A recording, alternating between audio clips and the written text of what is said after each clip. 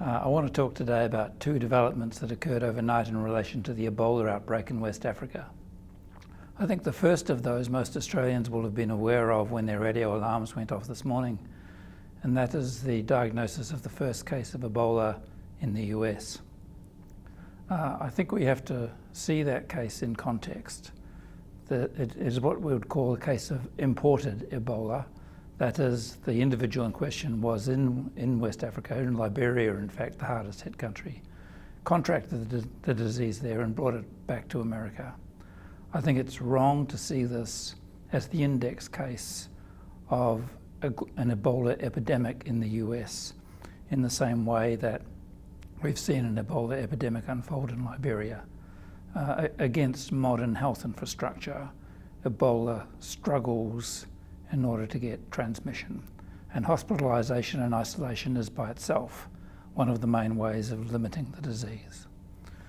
The second event that occurred overnight, and which got less traction on the news this morning, was a report out of the US Centre for Disease Control, which noted that the Ebola outbreak in Nigeria and in Senegal now seems to be under control. And by under control, they mean there haven't been new cases reported in the past 21 days.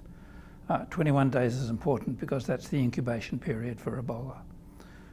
If countries like Nigeria and Senegal are mastering the outbreak and controlling it, that's good news.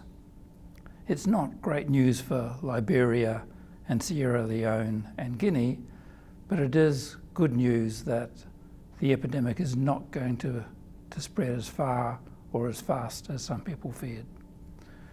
And now, what does all this mean for Australia? I think two things.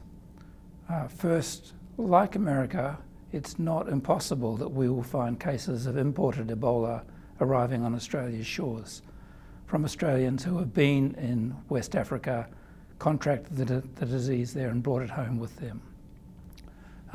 But the second thing we also should bear in mind is that Ebola is not a looming global epidemic.